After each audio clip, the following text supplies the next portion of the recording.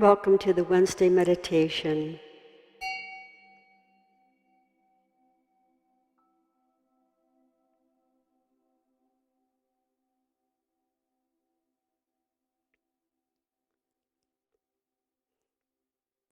Tonight I'd like us to think about what changes we can make in our life to help the planet, to help kindness enter the hearts and minds for all of life created by the Creator. What changes can we make?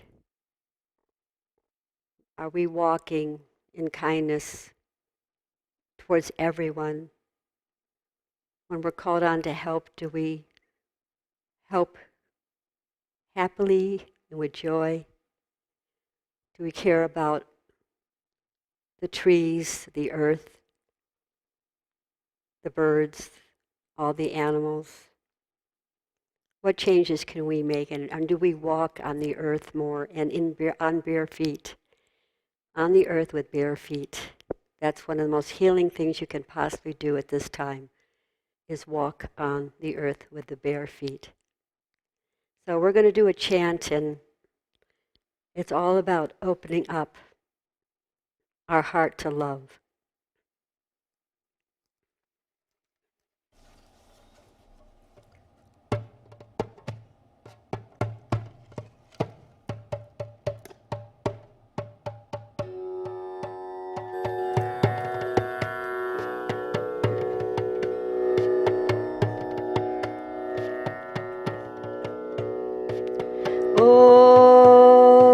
Open my eyes, open my eyes to see only love, to see only love.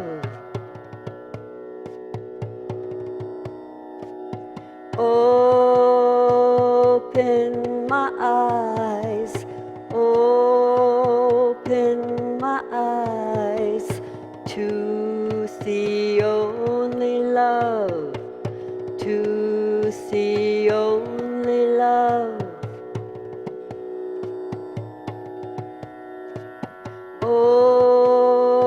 Open my heart, open my heart to feel only love, to feel only love.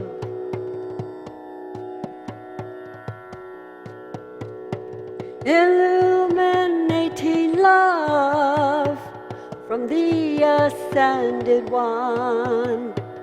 Illuminating love from the ascended one. Illuminating love.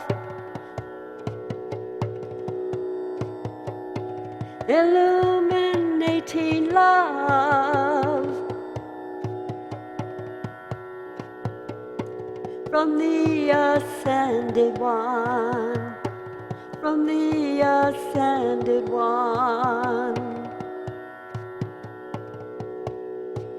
All I have to do is remember, all I have to do is remember, every breath I take is your love, every breath I take is your love. All I have to do is remember, all I have to do is remember, every breath I take is your love, every breath I take is your love. All I have to do is remember, all I have to do is remember, every breath I take is your love, every breath I take is your love. All I have to do is remember, all I have to do is remember, breath I take is your love. Every breath I take is your love. Breathing in your love brings, breathing in your love brings peace and compassion, peace and compassion. Breathing in your love brings, breathing in your love brings peace and compassion, peace and compassion.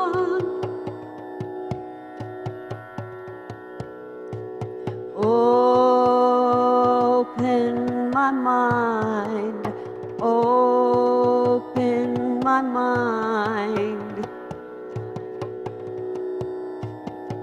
to think only love, to think only love.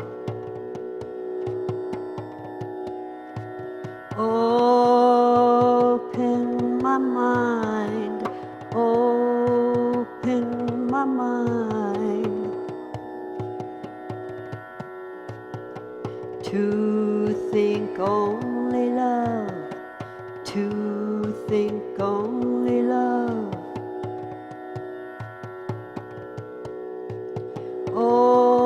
Open my mouth, open my mouth to speak only love, to speak only love.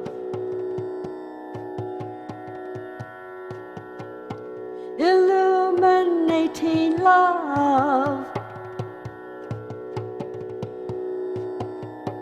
illuminating love from the ascended one, from the ascended one. Illuminating love, illuminating love from the ascended one, from the ascended one. All I have to do is remember, all I have to do is remember. Every breath I take is your love. Every breath I take is your love. All I have to do is remember. All I have to do is remember. Every breath I take is your love. Every breath I take is your love. Breathing in your love brings, breathing in your love brings peace and compassion, peace and compassion.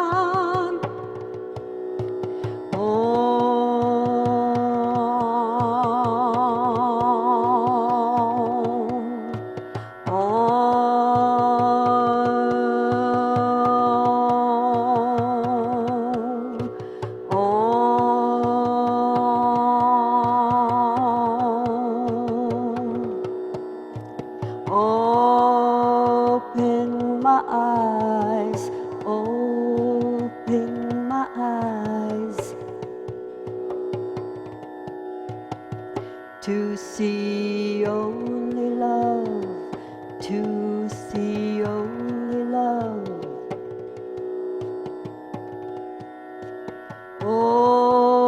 Open my heart, open my heart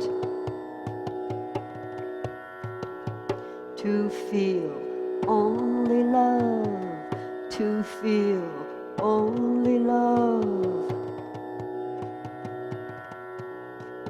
Open my mind, open my mind to think only love, to think only love.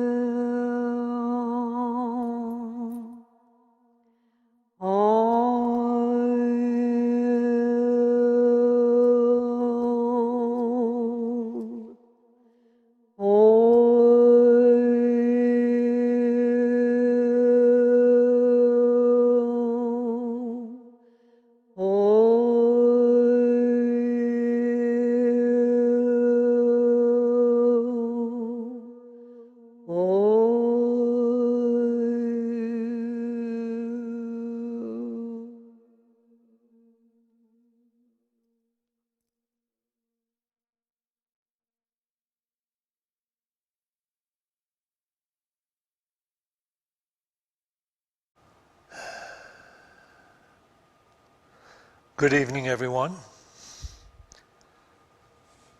As you know, it has gotten out in the social media that Unity ministers aren't necessarily enlightened.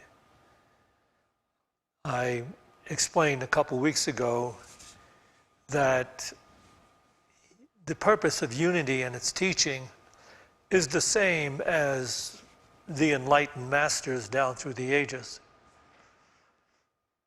And as modern day enlightened masters like Eckhart Tolle and such, they're able to express the truth and get it across to people to transform them in their lives. But Unity's problem is they can't afford to hire enlightened masters. So they have a crash course that they put a lot of us through, men mostly that they find who are without work. And we get a crash course in how to act enlightened. And that's supposed to suffice. So we may use quotes from enlightened masters, but we're warned not to stick around too long after we give a talk using a quote from an enlightened master, because people will have questions. They'll ask us to elaborate on the quote or what was said in the quote. And of course, we're left without even a thought of what to say. So we're trained to get out of there, get out of the class or the service that we're giving real quickly before any questions can be asked. And well, recently we had a problem, and of course, Unity Worldwide has let us all know that this one Reverend Larry Wallbanker, he hung around. I don't know why, but he hung around after he gave a Sunday service. He did everything else right. I mean, he did the whole thing. His legs were crossed the way they're supposed to be when you're acting enlightened, and he was wearing the guru-type shirt, as I am, sitting on pillows. So he had, he had it down. But he hung around just a moment too long, and somebody asked him a question about the Hicks channel, Abraham. And they asked him, how authentic do you think the information is coming through Abraham? And Reverend Wallbanker said something to the effect that, well, he won the Civil War, so there must be something to what he has to say. Abraham, the one that comes through the Hicks person is not Abraham Lincoln. And so that was just a terrible faux pas on his part. Anyway, I'm hoping to avoid that. I'm going to talk a little bit about, our situation here in the world. I don't want to talk about anything that has to do with things outside the world, like channeling these four-part entities and things like that. We have been on a kind of a sabbatical, all of us, in most of the states. that have been given the restriction to stay at home and not to go to work. And this has been for weeks now. And you know, we keep saying, or at least you keep hearing people say, that you know, people want to get back to work. I would bet that there's a very small percentage of people that really want to get back to work. I know you just go back to your youth when you were going to school and you had a snow day. A snow day was an extra day given to you without any requirements to go to school and do the work that school required of you, you know, all of that head work and stuff. And so it was a really wonderful feeling. Well, now we've had the snow days for weeks. And I'm talking about people who, many of them have this, you know, routine jobs that they go to every day. From 9 to 5 for many of them still, like an 8-hour job every day, 5 days a week and sometimes overtime on Saturday. And certainly it's tedious to speak of. I want to get around to that because, you know, we have this idea that everyone wants to go back to work. The truth is that I think most of us would be very happy if we never had to go back to work. You know, if, like Andrew Yang said, that guy that was running for the Democratic election, he wanted to become the person that would run for president. He said, let's send $1,000. He wanted to send $1,000 to every person in the nation, in the country, because he believes that robots are going to take over anyway. We might as well get used to not working. Well, there's a lot of people looking forward to that. You know, I'm not putting the people down. I'm saying there's a lot of people that would say, hey, you know, you can pay me and I'll be very happy to stay home and hang out with my kids or do my hobbies or go to the park and play at the park or go skiing or doing any number of things that I would rather be doing than going to work.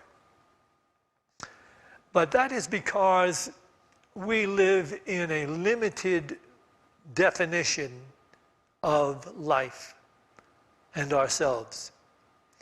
It is that reason that we have so much consternation when it comes to doing work.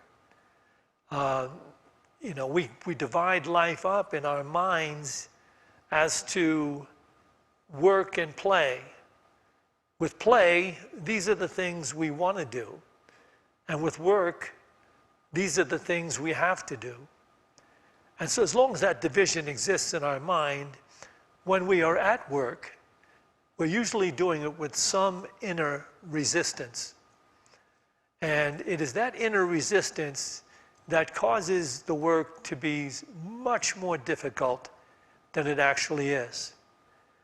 And, you know, I've learned this raising my children. You know, at a certain age, we would require them to clean their room. And almost without exception, the idea of cleaning their room was such a terrible thing for them. They wanted to go out and play. It was after school, and they just wanted to say, my friends are waiting for me. But no, you can't go out and play till you clean your room. And then it was such a drudgery. You saw them just kicking stuff around in their room and just feeling bad about it all. But that's because the concept of work and play were divided in their awareness. And people grow up with that. I mean, most of the people living in the outer directed consciousness of the world, they live in that idea. I only work to make enough money so that I can eventually play or take some time off or go on vacation or even retire at some point. But there is a way to transcend the thinking, the limited thinking of the world, the limited definition of life that we were born and raised in. And that is to enter into this higher awareness that everything, including work, is sacred. And that when we offer our full attention and devotion to the work, it becomes sacred. And what happens when we do that is what used to seem like a long time on the job waiting for, that 4 o'clock or 5 o'clock hour to come where we would leave. It comes so quickly because time in itself is an illusion. If we stop the resistance within us, if we give ourselves with purpose and really true devotion to the work we're doing it the best we can, we will find that it will go much quicker, and we will not have the drudgery of work that we think about and the feelings that come with the idea that this is a drudgery. And we will learn eventually by taking to task our own awareness, by slowly changing the definition of work and play within our minds, by slowly doing something that's different. We'll be doing something different because we'll be going to work with the idea of doing the best job we can. And when we do that, slowly, our awareness will change. And not only that, we'll begin to learn other ways to make life more enjoyable. We make life more enjoyable when we learn to check in on our inner resistance. Whenever we're with some people that we may not particularly care to be with, or by circumstances outside of our control, we have to be with them. They may be people we work with, or people we wind up in a particular situation with at a wedding or someplace else. Whenever we are in resistance to them, we are making that relationship more and more difficult, and making our lives more and more difficult, and creating negative emotions that we don't have to create. If we start to give ourselves to the idea of what A Course in Miracles refers to as the at-one-ment. This is a cosmic conscious awareness, the at-one-ment, which is to recognize that all minds are part of this great intelligence, this great one mind called God. So as we begin to practice the at-one-ment and check in whenever we have resistance to any kind of situation, and look honestly at that resistance and realize it's only making us more unhappy. It's creating anxiety. And it doesn't have to. It doesn't have to be there. If we look at it, we see it as a thief that is robbing us of being okay in the moment. There are people that live in the okayness of life in every moment. Regardless of what the moment may be presenting, they are living in the okayness of it because they see no separation in the circumstances that are taking place and themselves. There's no separating definition of self from circumstances. In other words, as these circumstances arise, the enlightened people who are operating from the oneness awareness flow with the circumstances because they realize they are arising with the circumstances. So then there's no resistance within them that's creating more unhappiness, more resentment, more anxiety. None of that really needs to be there. When you begin to practice the presence of God, which is to practice the idea that this separation is merely an illusion. When we define ourselves as being a separate body-mind in a world of separate circumstances, we're right off from the beginning.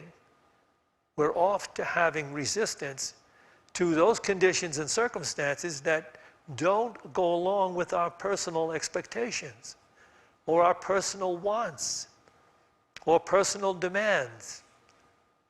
You'd be surprised how much peace of mind and happiness you can bring back into your experience when you begin to acknowledge the circumstances and yourself as one with them, and just be okay with them and flow with them, and even bestow peace upon those particular people that may enter your experience who you don't feel should be there, and you'd rather be someplace else, and you don't know why you have to put up with them. If you can only open your consciousness to catch yourself when you're in a state of resistance, and know that you are creating that resistance. And surely, if you create enough resistance within yourself, you'll create resistance in everything around you. It'll appear to you that your particular set of circumstances are operating in opposition to you, that they're there to create some problems for you, and that people are just a bother to you. That's if you live in the illusion of this separation and create this resistance within yourself. In a sense, you could actually get down to the whole idea of the spiritual journey as being one in which we learn to catch the inner resistance that holds us separate and apart from the moment in which we are living. That's really what we are learning to do, to catch ourselves from having this feeling, negative feeling, this resistance in any given moment, and then seeing that we don't need to be doing this to ourselves anymore, and looking past it. A lot of this comes with the idea of, this ultimate forgiveness, which is not to hold any idea of error, as looking past it. If you're looking past all seeming difficulties, problems, problem people, problem situations, if you're looking past that and are simply willing to flow with them, doing the best that you can do under the circumstances to bring about that peace that you're beginning to feel, you will have the insight to establish peace under all conditions and circumstances. This is the enlightened state of consciousness. This is what Jesus meant when he said, the kingdom of God is within you. That divine awareness actually exists at the core of everyone's being. Whether or not we call it forth into conscious activity is a matter of our own choices. So if we want to learn to live effectively, joyfully, harmoniously, beautifully, then it's necessary for us to remove the blocks within our own consciousness that create the resistance to what is in the moment taking place. And that can happen on the job, it happens with your family members perhaps. It happens in gatherings of people. Just be awake enough. And this is what the Master of Masters says about that. Eckhart Tolle says that the moment that we become aware of resistance within us, knowing that it's being generated by a false concept of self, which is the ego-centered idea of self, which holds us in the illusion that I'm a separate body-mind in a world of separate phenomena. When we're becoming aware of that, we are already on the path to becoming enlightened. Now, we may not always pull it off. We may not always succeed at quelling the resistance, quelling the negative feelings or thoughts that we're harboring. We won't always be able to do that right off the bat.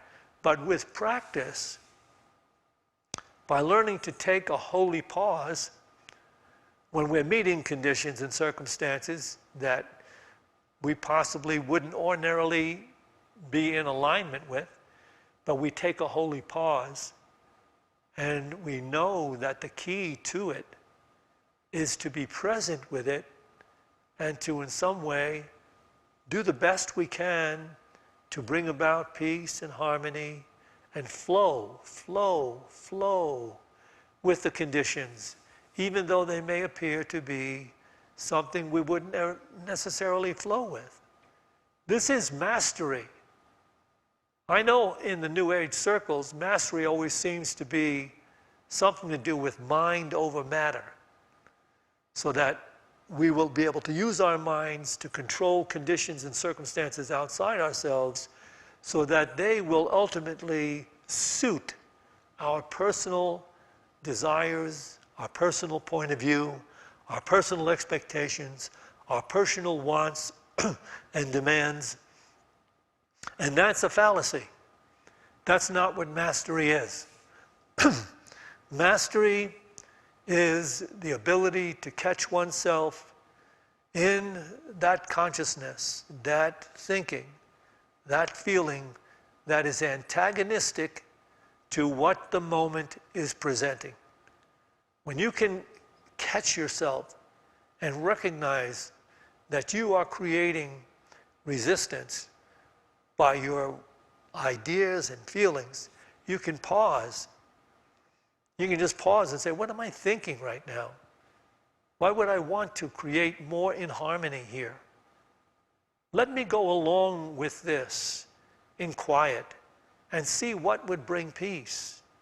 Be open to bring peace to the situation by giving myself wholeheartedly to the oneness of it. Not fighting it, not fearing it, not trying to run from it, not saying, oh, this shouldn't be happening to me, but just doing something more enlightened, which is to let it be what it is, without trying to change it, just being there in this presence, allowing yourself to be an instrument of peace, an instrument of blessing, and letting the situation along with you flow. And you'll see how often that turns into a harmonious healing condition. But it is necessary to practice. This doesn't happen all at once because we decide today I'm going to flow with the conditions and circumstances. It takes a concerted effort. It takes daily meditation. And it will be helpful if you carry some type of affirmative or prayerful thought that will key you in whenever these limited emotions rise, whenever resistance rises within you. You can turn to this affirmation or this thought, and it will help you to take that pause and start to move in a more expanded flow with conditions and people and circumstances. You may take a thought like, I can choose peace instead of negative feelings. Or I can choose peace instead of resistance. I can be peace, which is a very good affirmative idea. I can be peace. Here's a really good one. Peace is always here and now and everywhere that I bring it. Peace is always here and now and everywhere that I bring it. This keys the mind on what is truly valuable. It keys the mind on how to live more effectively, beautifully, harmoniously, regardless of circumstances or conditions. And in doing this more and more, you'll find that conditions and circumstances are going to be more open to bless you back. You're going to see extraordinary things happen in people. You're going to watch this healing consciousness actually influence them, even though you may not have said very much to them, simply because you're holding them in a better light. And all minds being in communication, they're picking that up. So we're talking about the divine consciousness that we are all called to enter into and finally live in and from in the kingdom of the living, present God. This evening again is part of our practice. So we relax the thinking mind that Eckhart Tolle refers to as the incessant thinking mind. Because the mind was trained from a long ways back to be forever trying to figure out how to improve, how to fix, how to make better the conditions and circumstances outside of me. But here we're talking about quieting the mind and allowing that more refined awareness at the core of our being to rise within us and become that new vision of life that heals. So we're going to use our Tibetan bowls, as we always do. They are calibrated to our spiritual chakras in the mind that gives expression to the body. And as we do that, we just allow that. In fact, if you just start to feel okay as you listen and allow these vibrations to move through you, you're going to feel, just let yourself be okay where you are, doing what you're doing, knowing that it's all okay, blessing it, allowing it, flowing with this moment. Okay, I'm sitting here and this is all I need to do. This is all that is required to have peace. Just being here, being okay, allowing, allowing, allowing. So we can use that as our meditation mantra. When we get to the place where we're doing the silence in this meditation, you can just use that mantra, allowing, allowing, allowing.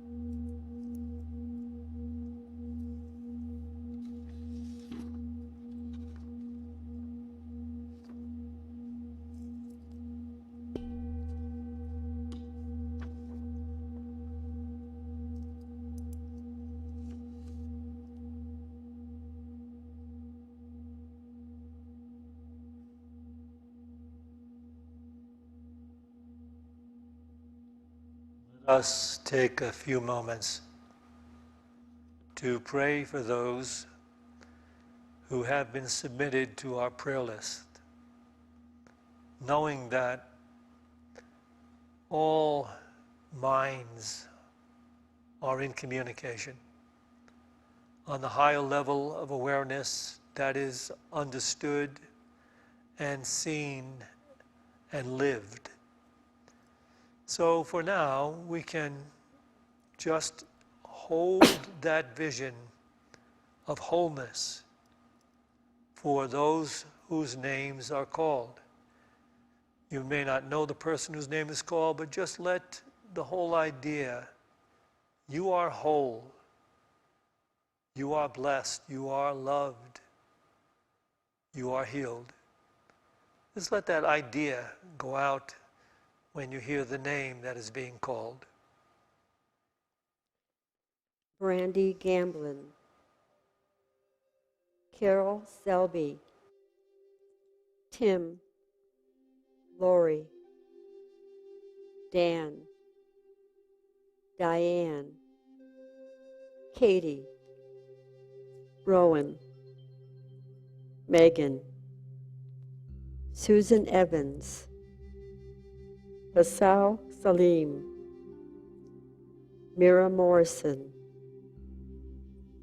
Lorraine Chavez, Phil Chavez, Charlotte Oliver, Leanne Roberts, Melinda Niemczyk, Arenya White, Gail Wagner, Steve Taylor, Del Bigtree and family, the coronavirus victims, Dan James, Katie B., Daniel, the United States government, healing of the earth and all people on it, awakening in the hearts and minds of all mankind. Christine, Sabina, Suzanne, Dennis Drake, Rob, the earth, water, air, all life on this planet.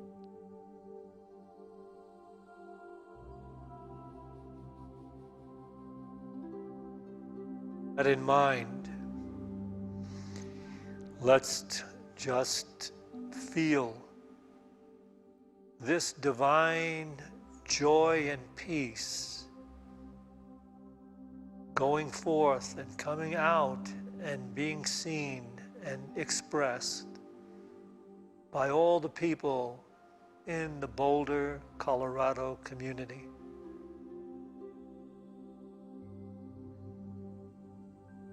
And feeling it and knowing it happening throughout the soul consciousness of everyone in the state of Colorado.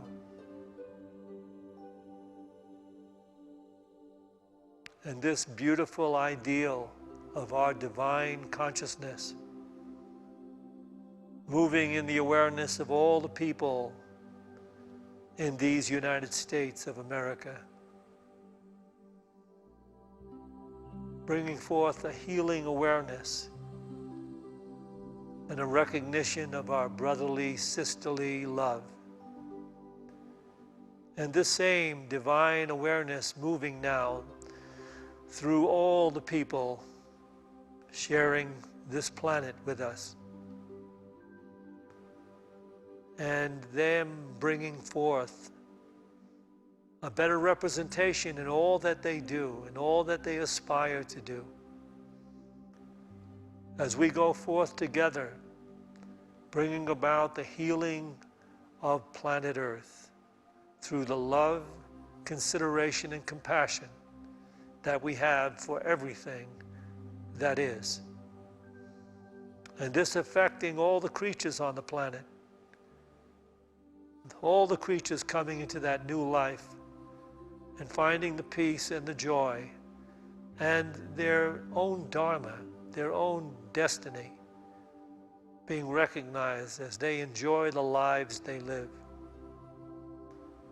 So let us now hold the planet Earth in this divine light, seeing this perfect joy and love permeating everything on planet Earth as we pray. The light of God surrounds us. The love of God enfolds us. The power of God protects us. The presence of God watches over us. Wherever we are, God is. And God is love.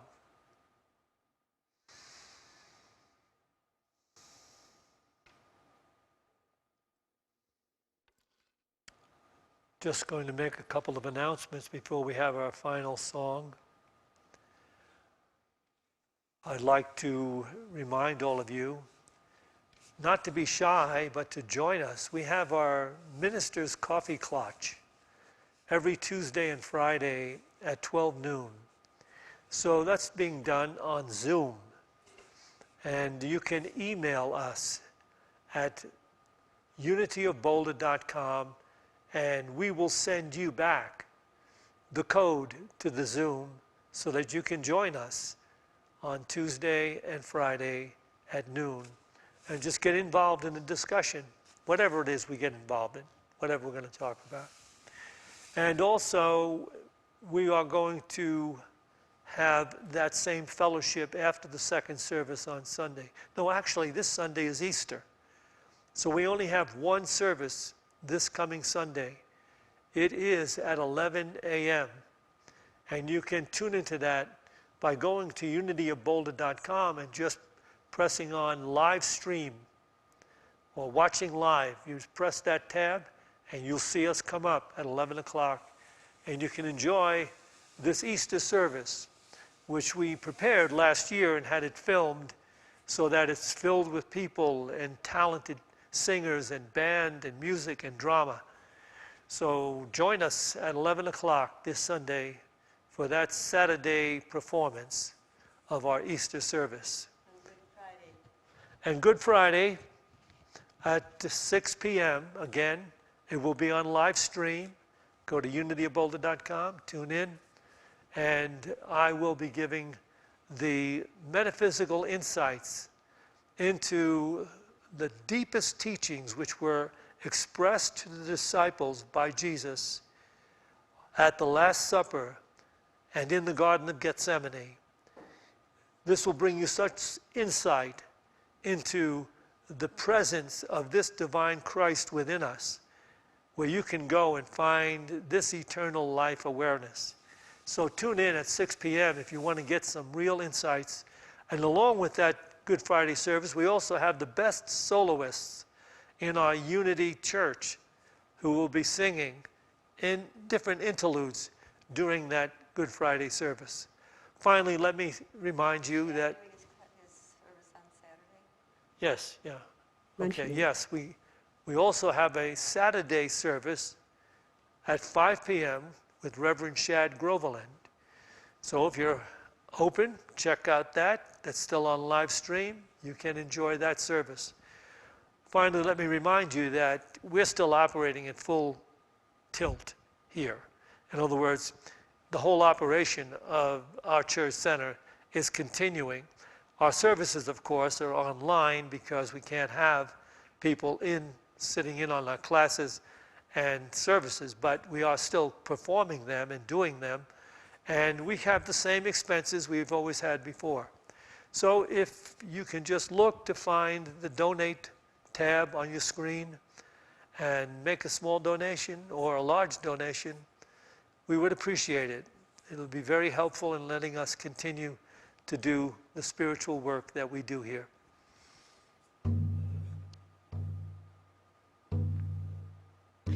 The earth is my body, water is my blood, the air is my breath, and fire is my spirit. The earth is my body, water is my blood, the air is my breath, and fire is my spirit.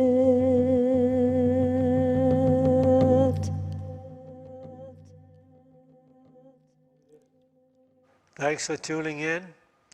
Have a beautiful evening. Good night.